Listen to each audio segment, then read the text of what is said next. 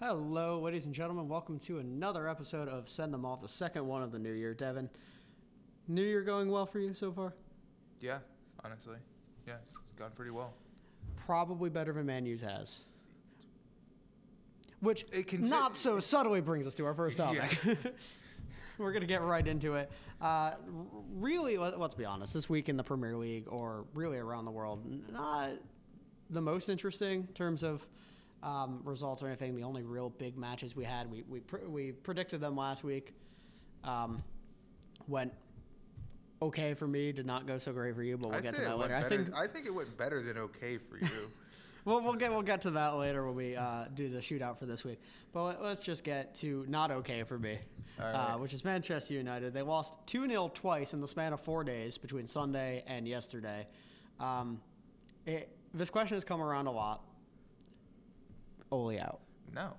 Question. Question mark. But I think to me it feels ridiculous what the expectation is. Like, you keep seeing it and they go like, oh, like he's not like a great manager and like he could be better, and you could get this manager and this manager, but the underlying problem is not really with the manager at that club. And in addition, I saw really interesting things. I think Sir Alex Ferguson's first 5 seasons in charge was 6th, 2nd, 11th, 8th, and 6th or something like that.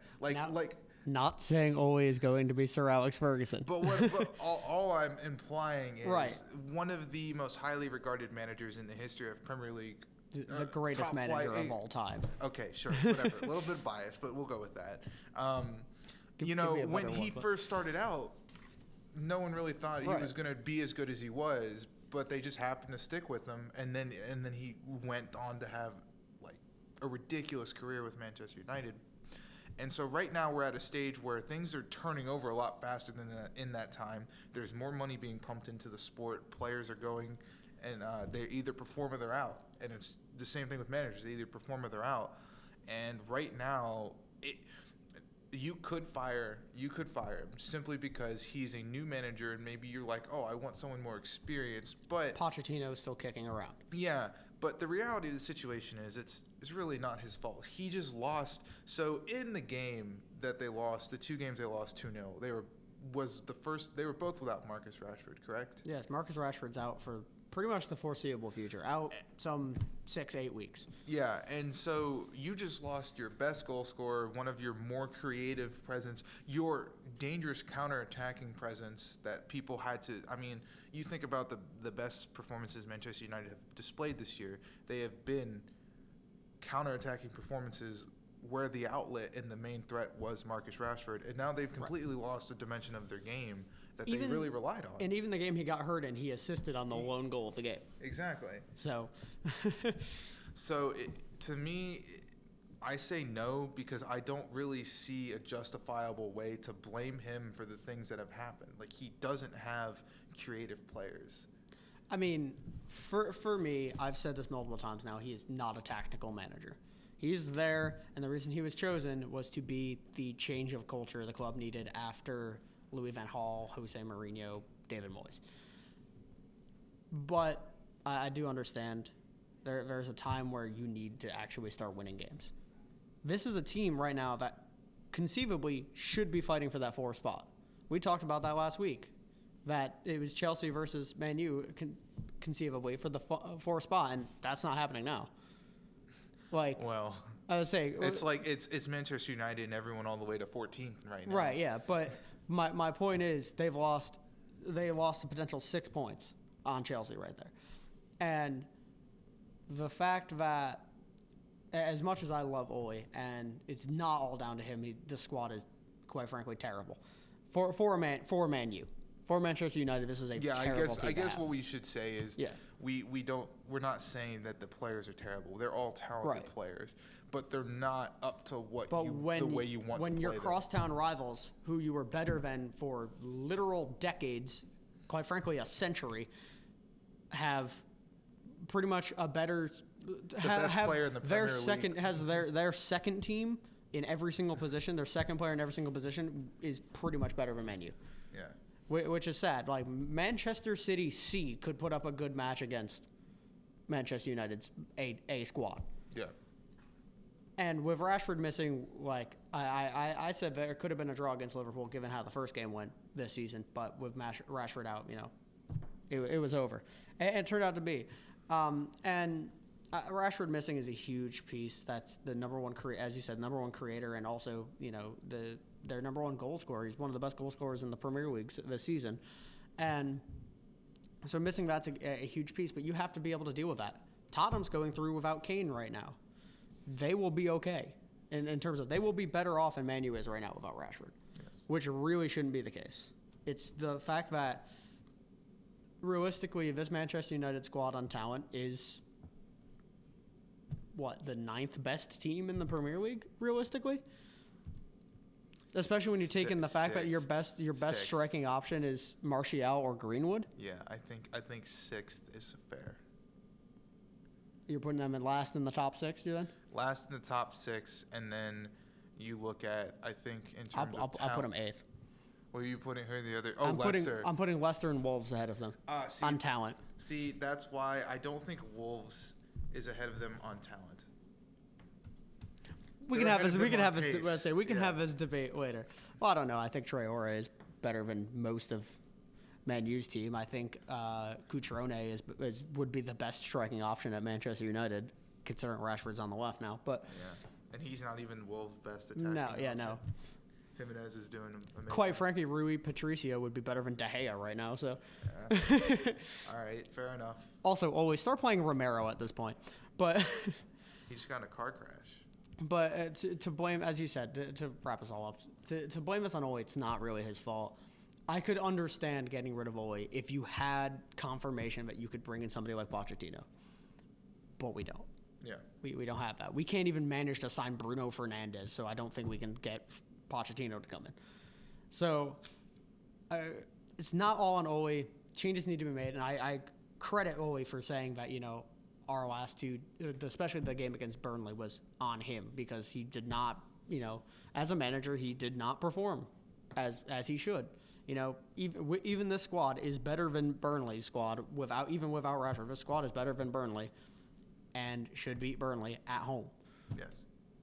Now, granted, Burnley goalkeepers have been nuts at Old Trafford in the last 6 seasons, but you still have to be able to find the net. You still have to at least score at home against Burnley. Yeah. And that didn't happen. And the blame, in part, does have to go on Ole. But I think it would be too soon, especially when the only viable option really out there is Pochettino or Rafa.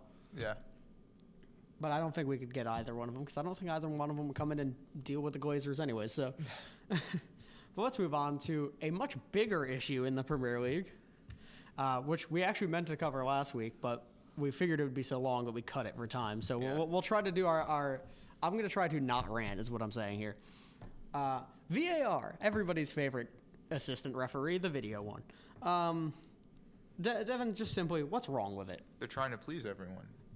That's it. By having it or by every single decision? By every single decision. If you look at the things that are causing the most controversy, it's not that the VAR is implemented, it's that people are getting upset that you're getting down to pixels and saying whether or not someone's offside and whether or not someone's armpit counts as offside.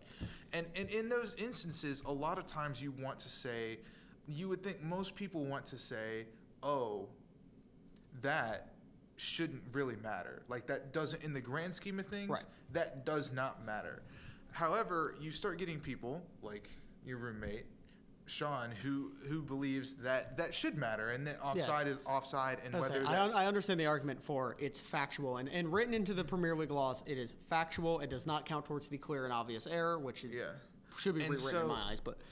And so that's one example. Another example is this handball rule. You're starting to see that what VAR is being confined and controlled by these ridiculously stringent rules that people are implementing in order to get the correct decision every single time. And the reality is that's not true. And in instances where maybe you get a second look and you go, that's not really – they're trying to take the college football NFL approach where it's you can't really – overrule it, so you say it stands. Right. However, in order to overrule anything, it either has to be like you have to be able to do something technically with it, or see it hit a hand, or just be so confident that the referee made a wrong decision. A lot of times you don't say that the referee made such a clear and obvious mistake that you re-referee the game.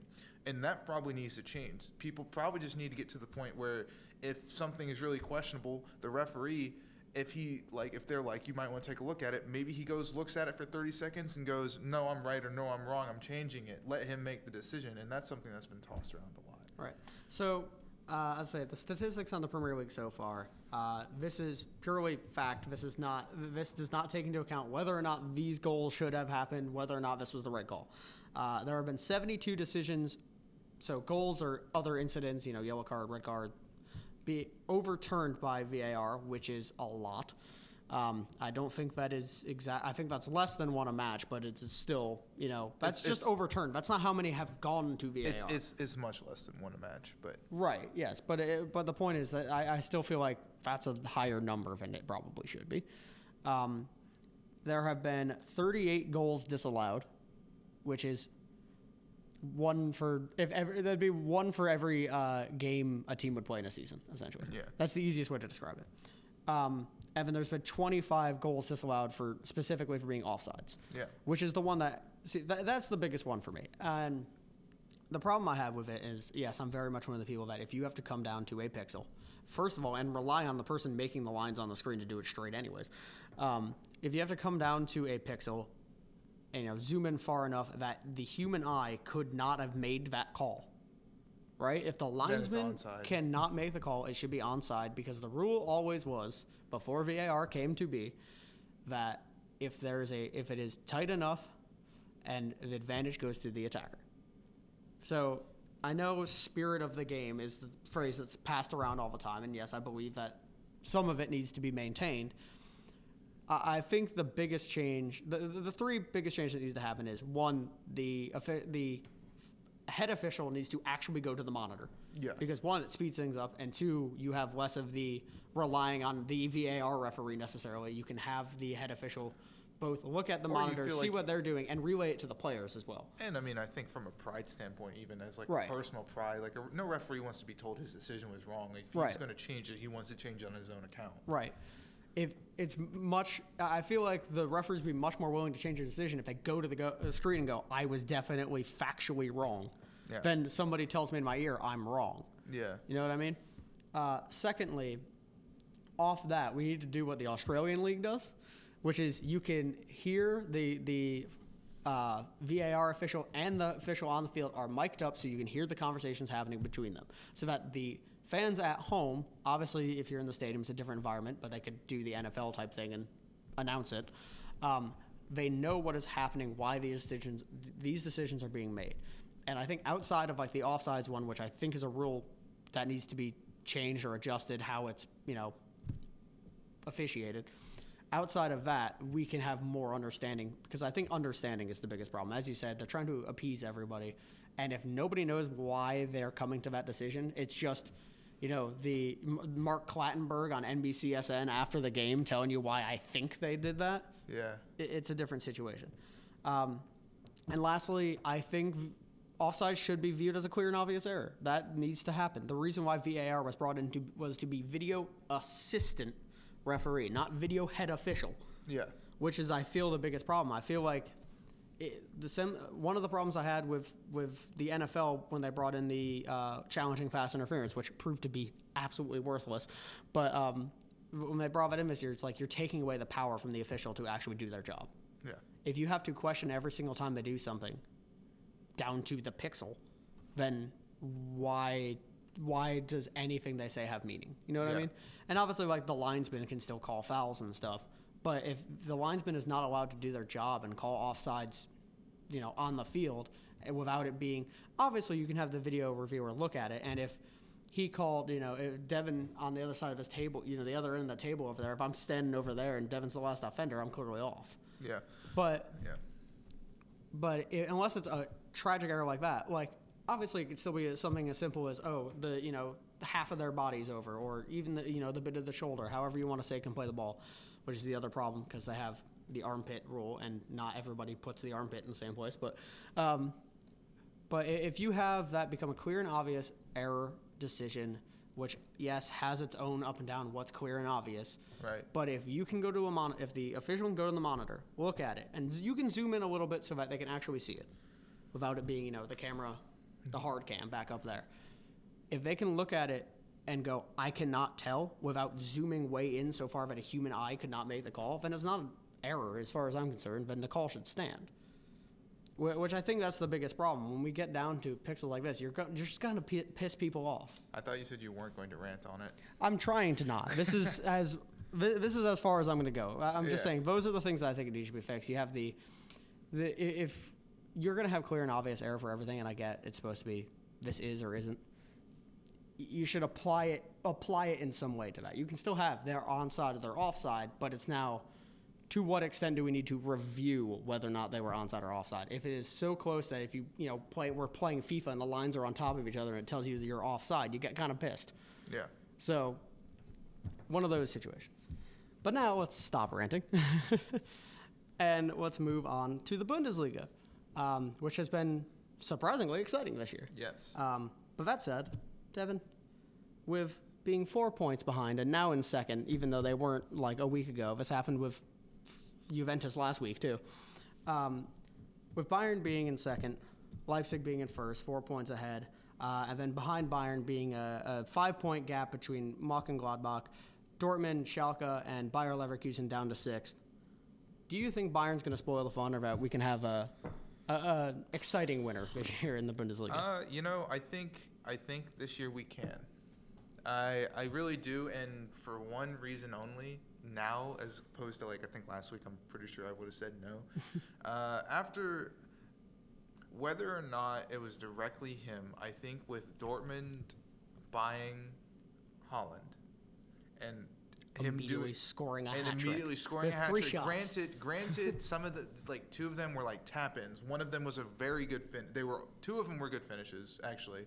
One was a tap-in, but he did well and he linked up well, and I think Dortmund can get a little bit more dangerous now. Now the problem will become if Dortmund takes points off of Leipzig and Gladbach and stuff, then in Schalke, then we're gonna have an issue. But I think for Dortmund, they can kind of push and maybe they can challenge Bayern. And with all the teams that are so close this year, I think that Bayern will lose enough points in those games that somebody else will come out on top. Because before it was always a two-leg race. It was Bayern and whoever was at the top that year, maybe a third Dortmund. One. And then, that 1 year when Wolfsburg and Leipzig jumped around, those 2 years. Yeah, but for the most part, it was 1 and 2, and it was who's going to fail first? Well, right now, it's more 1 out of 6. Right. And so the likelihood that they pull away from all of those teams is a little bit lower.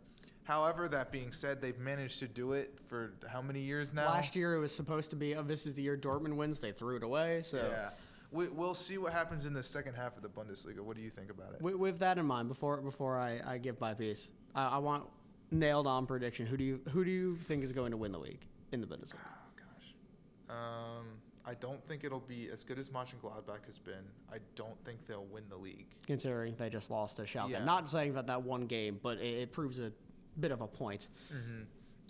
Obviously, Schalke's doing very well, but I don't think it'll be them. It'll either be Leipzig or Dortmund or Bayern. And so right now, Leipzig obviously looks more likely because they're in first. And right. I don't think Dortmund has enough in their squad to climb all the way back up. So I think it'll really be either Leipzig or Bayern. But I could be wrong about that. As I say, to me, I was going to say I think the top 3 at the end of the year will be Leipzig, Dortmund, Bayern Munich in that order. So I do believe that will happen. And I think those 3 will be the ones fighting out for a title. I think it could come down to the final day, all 3 still alive, which would be exciting, and I would re-up my Fox Sports account for that. But to me, I think outside of those 3, I agree with you that Mönchengladbach I don't think has enough. Schalke doesn't have enough. Bayer Leverkusen, let's be honest, will finish 6th. I mean, they're currently 2 points back off of Schalke, but Schalke just won, has momentum. Bayer Leverkusen. The other teams throughout the season, the other teams I've seen big results from them. I haven't really seen that from Bayer Leverkusen. They beat who they're supposed to beat, and they lost. And they get enough points to be sixth. They play as the sixth best team. But there is something to be said for not losing the games that you're supposed to win. So, not to count them out. Right. But to me, I think it's going to come down to Leipzig, Bayern, and Dortmund. I'm just afraid. Not that I have any ill will towards Bayern Munich, but just obviously as fans, we want to see something new. Yeah. But I am kind of afraid that we're going to run into the same trap where the younger, more inexperienced teams with less budget, less overall depth are going to run out of it. Are going to run out at the end. They're not going to have stamina. A couple players get hurt. Bayern Munich's going to have the cover. Yeah. Bayern Munich is going to be there. So right now I'm going to put them in third because, quite frankly, it's interesting, and I think they've been the third best team this season, especially with the addition, as you said, of Haaland. Dortmund has a much improved attack if he can link up well. And we saw it in the first game, but everybody's trying real hard to make an impression in the first game, so we'll go from there. But for now, let's move on to the final segment, our penalty shootout. All right. So last week, we won't cover each game individually, but last week I went 4-1, which I'm absolutely astonished by. The only thing that cost me was Schalke, so maybe that's why I didn't pick them to win the title. But Schalke over Mönchengladbach got us both. So Devin, you unfortunately went 2-3, but I have a feeling that you're going to do much better this week. We'll see. I don't think the absolute world beater of Brisbane Roar beating Wellington Phoenix 1-0 is going to happen again. But we'll find out. All right. All right, so I'm gonna kick it to you for the first one. Arguably the biggest game of the weekend, probably outside of the third one we've got written down here, but we'll get to that. Valencia plays host to Barcelona. Valencia's been a very good team this year. Yes. But Barcelona's been a much better team because it's, Barcelona. Barcelona really struggled in this past weekend against, who are they playing? It was... I'll be honest, the Spanish league is the fourth league I pay attention to. It was in the Copa del Rey. And Griezmann had to score 2 late goals. I know what you're talking about. I can't place the team name either. I think we're doing great. We need better research is what we found out today. Well, we need a list of all the research. Right. We've looked at it all, but can't always remember it. I'm going to pick a draw for this one. You're going to pick a draw? And I'm going to pick a 2-2 draw. 2-2. Okay. I'm going to tell you don't get a bonus point if you get the number right. I'm just saying. But that's still your prediction. Yeah. For me, I think, especially since they had struggles, I think Barcelona is going to bounce back. We have, they got a new manager, which we haven't even discussed. But yeah, they've got a new manager, Kike, I believe, who he did very well in his first game, had some struggles now. I think they're going to be determined, and I think they're just a much better team at the end of the day. Barcelona is probably the second best team in the world behind Liverpool right now. So I think at the end of the day, the talent's going to win out. So I'm going to pick Barcelona for the same reason that I picked Real Madrid last week, and that worked. So moving on, we've got two teams that we were just talking about. Bayern plays host to Schalke in what could be not a title decider, obviously, but what could be a very important game later on in the season, if I can speak English, depending how other results fall. So, who you got in this one? This is at Bayern, correct? This is in Munich. Yes, this is at Allianz Arena. I got 3-1 Bayern. You're picking Bayern. I'm going because I am impressed by the 2-0 victory over Mönchengladbach. They're going to have momentum. Bayern Munich has slipped up this year. I'm picking a draw. All that build up to not pick them to win, but I am going to pick a draw out of Schalke here. All right, let's move on to probably the biggest game of the weekend. We've got Napoli playing host to Juventus. For some reason, this game is on ESPN Plus, despite there being an ESPN2 game. Don't know why it's not this one. Serie A coverage makes no sense.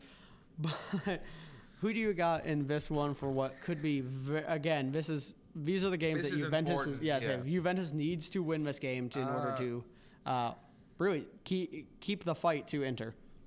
Well, Juventus is coming off a pretty impressive win against Roma. I think they'll win this one, actually. I think they'll win. Here's the thing. If they concede, they will, I think, score at least 2 goals. So the problem will come down to defense, but I think Juventus will win. I'm going to pick a draw again. I was going to pick Juventus. I don't have enough faith in Napoli to pick Napoli. But I can't bring myself to pick Juve because I really feel like this year it's the Ronaldo and Dybala team. And I feel like if those two don't hit, Higuain has been playing well. Yeah, Higuain has done well. But I feel like that's off the back of the other two. I never see anyone else score for them.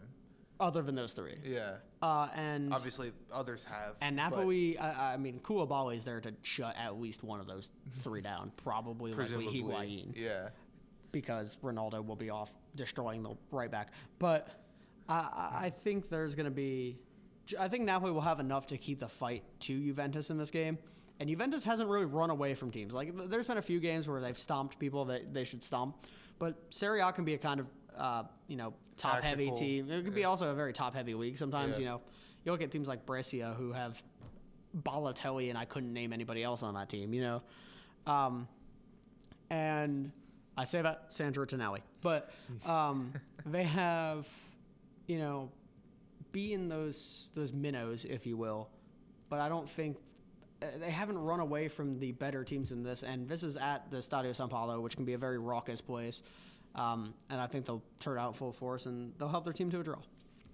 We're taking a long time with these penalties. We are. We're doing a Pogba run up to these.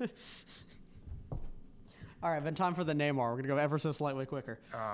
With the Roma derby featuring Roma versus Lazio, who you've got here. I have to pick Lazio. You have to pick Lazio. I'm wearing their... I honestly do think they'll win. They've been extraordinarily impressive this season. So I do believe they'll win. I don't really... Other than the fact that I just think they will outscore Roma. I think Roma has had difficulty producing a lot this year. And then Dzeko can't get it done anymore. Yeah. Quite frankly, I don't know how Edin Dzeko is still the striker there. That's no, fault of Edin Dzeko. I love that man. I have an Edin Dzeko jersey.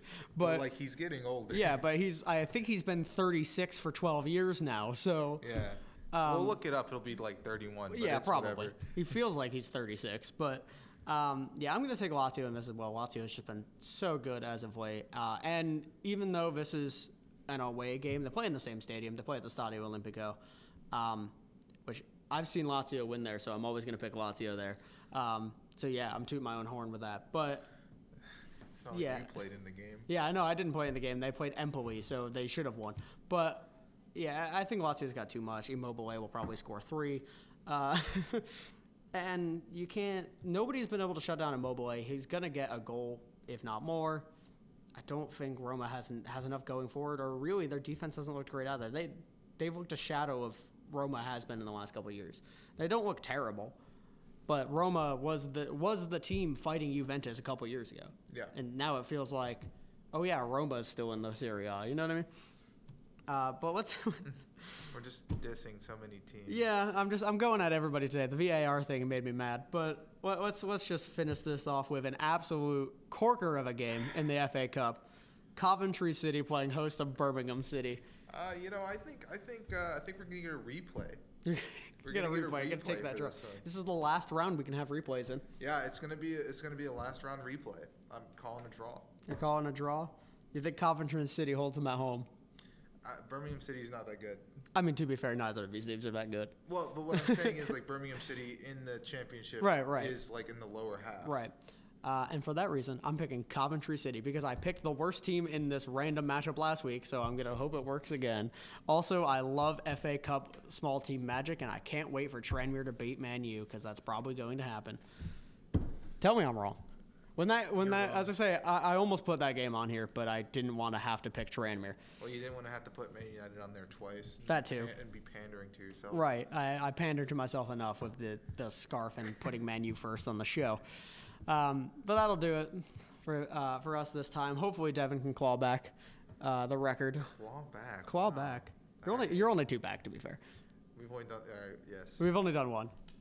Hey, I've got to get the trash talk in now before I end up, being next week I'm 4-6. But that'll do it for us this time. We'll see you next time.